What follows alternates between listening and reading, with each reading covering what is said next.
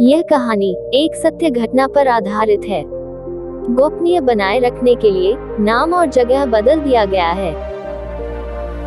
श्री दीपक वर्मा जी, जो लखनऊ के चारबाग नामक शहर में एक मेडिकल स्टोर चलाते थे, उन्होंने अपने जीवन का एक पृष्ठ खोलकर मुझे सुनाया जो पाठकों की आंखें भी खोल सकता है, और शायद उस पाप से जिसमें वह भागीदार बनने से भी बचा सकता है।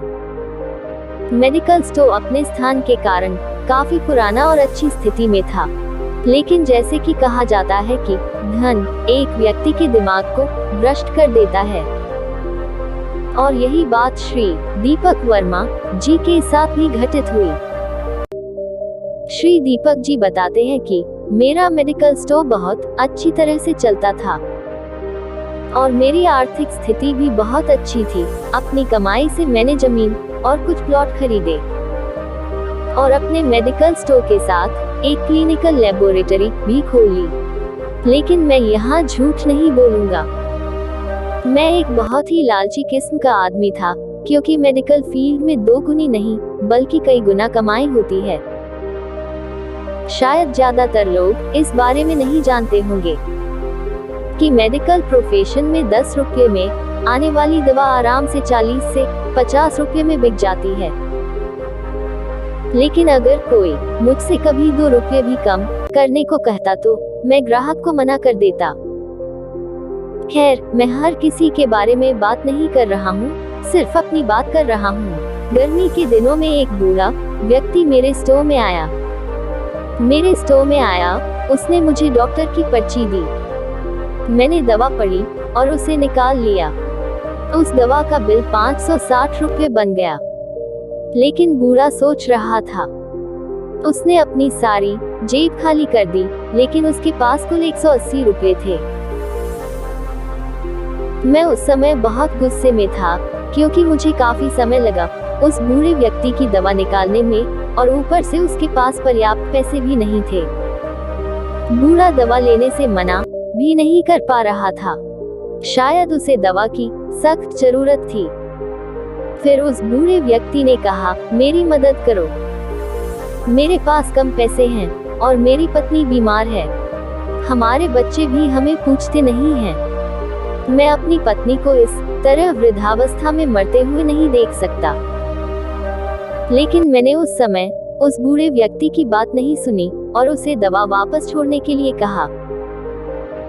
यहाँ पर मैं एक बात कहना चाहूँगा कि वास्तव में उस बूढ़े व्यक्ति की दवा की कुल राशि 120 रुपये ही बनती थी। अगर मैंने उससे 150 रुपये भी ले लिए होते तो भी मुझे 30 रुपये का मुनाफा ही होता। लेकिन मेरे लालच ने उस बूढ़े लाचार व्यक्ति को भी नहीं छोड़ा। फिर मेरी दुकान पर खड़े एक दूसरे ग्राहक ने अपनी जेब से पैसे निकाले और उस बूढ़े आदमी के लिए दवा खरीदी। लेकिन इसका भी मुझ पर कोई असर नहीं हुआ।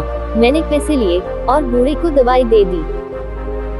वक्त बीतता चला। मेरे इकलौते बेटे को ब्रेन ट्यूमर हो गया। पहले तो हमें पता ही नहीं चला, लेकिन जब पता चला तो बेटा मृत्यु के कगार पर था। पैसा बहता रहा और लड़के की हालत खराब होती गई। प्लॉट बिक गए, जमीन बिक गई और आखिरकार मेडिकल स्टोर भी बिक गया। लेकिन मेरे बेटे की तबीयत बिल्कुल नहीं सुधरी। उसका ऑपरेशन भी हुआ और जब सब पैसा खत्म हो गया तो आखिरकार डॉक्टरों ने मुझे अपने बेटे को घर ले जाने और उसकी सेवा करने के लिए कहा। इसके पश्चात मेरे बेटे का निधन हो गया। मैं जीवन भर कमाने के बाद भी उसे बचा नहीं सका। फिर मुझे भी लकवा मार गया और मुझे चोट भी लग गई। आज जब मेरी दवा आती है तो उन दवाओं पर खर्च किया गया पैसा मुझे बहुत काटता है, क्योंकि मैं उन दवाओं की वास्तविक कीमत को जानता हूँ।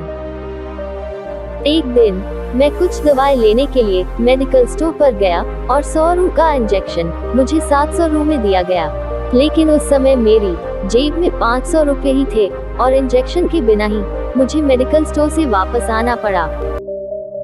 उस समय मुझे उस बूढ़े व्यक्ति की बहुत याद आई और मैं घर चला गया। मैं लोगों से कहना चाहता हूँ कि ठीक है कि हम सभी कमाने के लिए बैठे हैं, क्योंकि हर किसी के पास एक पेट है। लेकिन वैध तरीके से कमाएं, ईमानदारी से कमाएं। गरीब लाचारों को लूटकर कमाई करना अच्छी बात नहीं है, क्योंकि नरक और स्वर्ग केवल इस धरती पर ही है, कहीं और नहीं। और आज मैं नरक भुगत रहा हूँ। पैसा हमेशा मदद नहीं करता, और हमेशा ईश्वर के भय से चलो। उसका नियम अटल है, क्योंकि कई बार एक छोटा सा लालच भी हमें बहुत बड़े दुख में धकेल सकता है। दोस्तों, ऐसी ही ऑसम कहानियाँ पढ़ने और सुनने के लिए हमारे चैनल ऑसम कहानियाँ को प्लीज लाइक करना और अपने खूबसूरत दोस्तों के साथ शेयर करना और सब्सक्राइब करना। धन्यवाद।